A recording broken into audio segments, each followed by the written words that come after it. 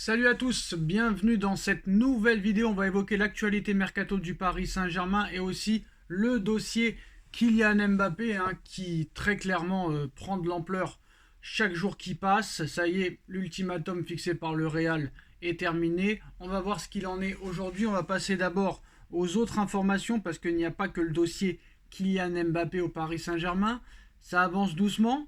On est à la moitié du mercato. Toujours pas de renfort défense centrale pour remplacer Milan Skriniar, toujours pas de milieu de terrain pour remplacer Moscardo et toujours pas de latéral droit si jamais Nordi Mukiele s'en va. Alors est-ce que ça va se jouer comme d'habitude lors des dernières secondes du mercato? En tout cas, le Paris Saint-Germain tente de réactiver la piste Lenny Yoro, mais le LOSC veut garder le joueur cet hiver pour le moment.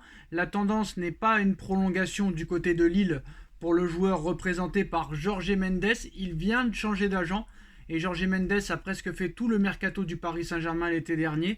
Le Bayern, Manchester United et le Real Madrid se sont renseignés. Et quand le Real et le Bayern s'intéressent à un joueur, ça veut dire que ça en vaut la peine. Rappelez-vous quand le PSG a raté Tchouaméni et a raté Kamavinga. Et on s'en est mordu les doigts très clairement. Apparemment, c'était à cause de Leonardo. Gonzalo Ramos a été atteint d'une infection virale au cours des dernières semaines. Celle-ci lui a fait prendre 6 kilos, en plus d'autres complications, explique Record. Donc très clairement, ça sent la grosse douille à 80 millions d'euros. Il a même été hospitalisé au Portugal pendant les vacances de Noël. Sa situation s'étant aggravée, le Paris Saint-Germain a alors demandé de l'aide à Benfica tout au long du processus de logistique et du suivi du joueur. Gonzalo Ramos est maintenant pratiquement remis et est proche d'avoir retrouvé son poids perdu. Donc heureusement que ça se termine bien pour Gonzalo Ramos. Heureusement rien de grave, mais ça explique quand même que le Paris Saint-Germain est défaillant quand il faut regarder la santé d'un joueur. On le voit avec Neymar. Neymar qui apparemment a signé blessé au Paris Saint-Germain en 2017. Moscardo, à peine arrivé, déjà blessé. Et là, on voit que ça continue, mais bon, c'est comme ça, Ramos est là, on ne peut rien y faire. Bon, voilà pour les petites infos mercato en outre du dossier Kylian Mbappé. Bon, sur Mbappé, ça va aller très vite. Abdelaboulma Mbappé va quitter le PSG pour le Real Madrid. Foot mercato, Mbappé va quitter le PSG pour le Real Madrid. Loïc Tanzi, Mbappé va quitter le PSG pour le Real Madrid, mais à l'arrivée, aucune réelle information. Mbappé le dit même pas à ses proches ce qu'il va faire, mais il le dit à Abdelaboulma, à Loïc Tanzi et à Foot Mercato. Donc je vais même pas m'expliquer sur ça. Alors le Real Madrid, quand on voit les derniers matchs, on peut se poser la question, le Real Madrid a-t-il vraiment besoin de Kylian Mbappé pour gagner des titres? L'entraîneur principal, ancien parisien Carlo Ancelotti, compte bien prouver à Florentino Pérez que ce n'est pas le cas. Le Real Madrid réussit pour le moment une saison exceptionnelle, surtout compte tenu de nombreux facteurs, en dehors de Jude Bellingham qui a littéralement explosé. Le mercato de la Maison Blanche a été plus que raisonnable comme tous les ans. Aucun avant-centre de premier plan n'étant même recruté pour le départ de Karim Benzema. En plus de cela, les blessures se sont multipliées avec Alaba, Vinicius Junior, Courtois ou encore Militao, sans que cela ne joue très clairement sur le niveau de l'équipe. La première place de son groupe en Ligue des Champions, la victoire en Supercoupe d'Espagne et la bataille pour le titre en Liga, avec déjà 2 victoires cette saison sur le FC Barcelone. Carlo Ancelotti a amplement mérité sa prolongation de contrat récemment signée. Le Mister italien fait l'unanimité pour sa gestion du vestiaire, le jeu produit, les résultats obtenus et sa faculté à prendre avec philosophie les mercatos parfois très discrets décidés par Florentino Pérez, pas plus d'un joueur par mercato pour se renforcer. Donc pour la saison prochaine, contrairement à ce que l'on pourrait penser, Carlo Ancelotti n'est pas en train de réclamer des transferts, des recrues, des renforts de très grand poids.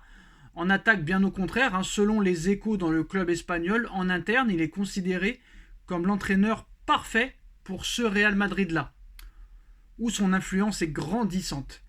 Mais il n'a pourtant pas forcément l'oreille, il n'a pourtant pas forcément l'oreille de Pérez qui aime faire comme bon lui semble. Voilà, Pérez ne demande pas l'avis des coachs, ne demande pas l'avis des joueurs, il demande l'avis de personne.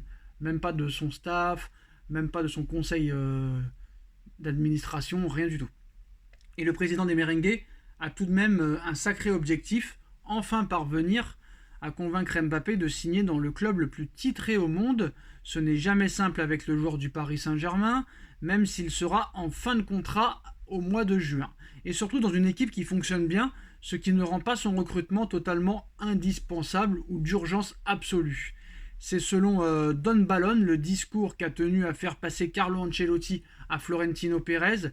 Si avoir Mbappé dans son équipe ne dérangera pas l'Italien, ce dernier estime qu'il est tout à fait capable d'entraîner et de mener le Real Madrid au sommet avec l'effectif actuel et notamment le triangle Bellingham, Vinicius Junior, Rodrigo, en plus d'Hendrick qui va venir renforcer l'attaque cet été. Alors un triangle d'attaque en qui Ancelotti a toute confiance et le média espagnol affirme même qu'à l'heure où le fameux ultimatum du mois de janvier risque bien de ne pas être respecté, d'ailleurs il n'a pas été respecté, que le match face à l'Atlético Madrid, parce que le Real rejoue contre l'Atlético Madrid jeudi soir, pourrait bien peser dans la décision finale en cas de nouvelle démonstration et victoire du Real Madrid dans sa formation actuelle contre l'Atlético jeudi soir. Carlo Ancelotti pourrait bien marquer encore des points dans son discours où le recrutement de Kylian Mbappé n'est pas du tout vital et n'est pas une priorité à l'heure actuelle. Pour cette rencontre de Coupe d'Espagne qui débutera jeudi soir à 21h30, le test sera visiblement intéressant pour savoir s'il vaut vraiment la peine d'insister pour recruter le joueur du Paris Saint-Germain ou si le club madrilène a les moyens de continuer à faire peur en Espagne et en Europe dans sa configuration actuelle. Et à l'arrivée, à l'heure où on parle, on ne sait même pas si vraiment le Real veut absolument Mbappé. Après, c'est sûr que le nouveau positionnement de Kylian Mbappé dans l'axe en numéro 9 au Paris Saint-Germain sous les ordres de Luis Enrique pourrait peut-être faire changer d'avis Monsieur Pérez.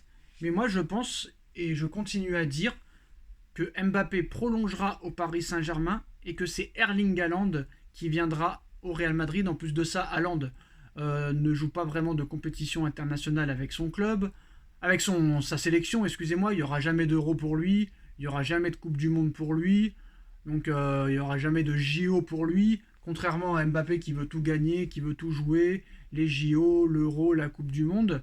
En plus de ça, Erling Haaland, en salaire, c'est beaucoup moins cher que Monsieur Mbappé.